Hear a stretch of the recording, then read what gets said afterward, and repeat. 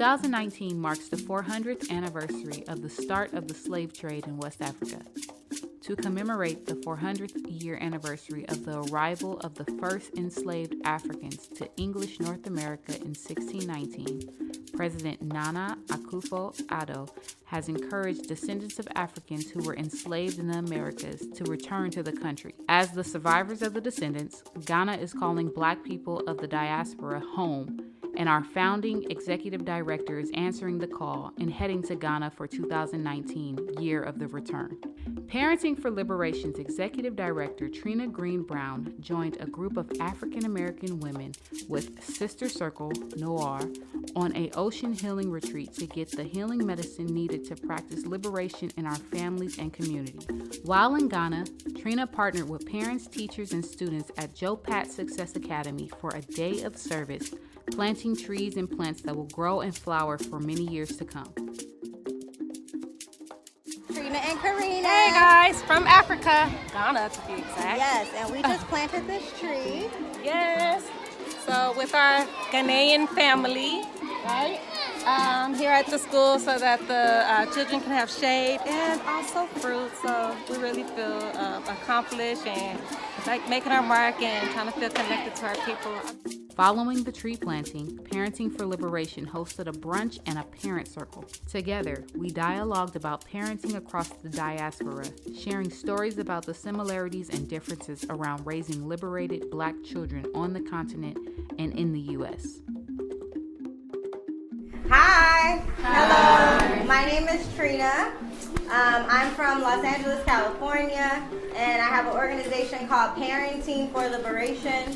And just seeing these babies talk about sending girls to school is what liberation is. It is about us allowing our children to be free, to be whole, to be everything that they're meant to be. So I'm honored to be here to learn from you how you're raising liberated children who are free to say, send me to school. So we've been here only 2 days, yes, and we've already seen and witnessed what it means to see Black children be free, to walk down the streets. We were driving on the bus and we saw little children just walking and being free. And we know that when we send our kids to go to school or to walk down the street, my cousin is named that, we don't feel safe like letting our kids go. We have to always see them. They can't just go and play outside.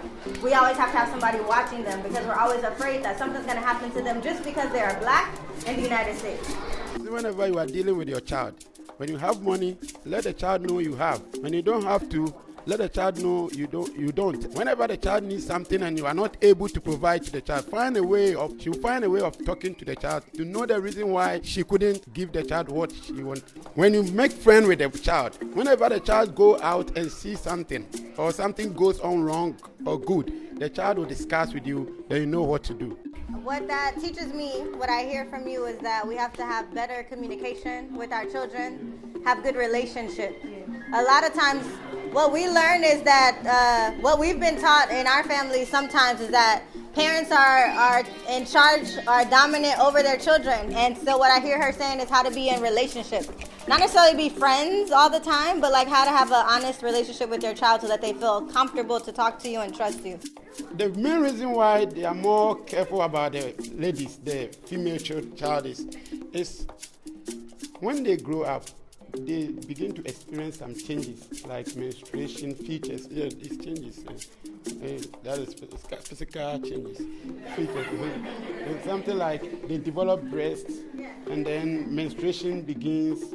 And all these things, they have to know how to take care of themselves. So how to dress up, how to manage themselves is one of the reasons why they are more concerned about the female child. And also, she added that the mothers, they shouldn't put all their trust and concentration on education, only classroom. If you know how to trade, if you know something, like if you can, let's say, prepare meat pie, or you can, whatever you can do, maybe you are a seamstress, whatever you can do, make sure you help your child to also know the females.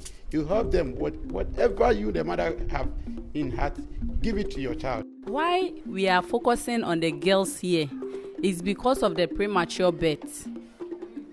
You understand? As for here, like 12 years, 13 years, if your eye is not watching her well, she will get pregnant.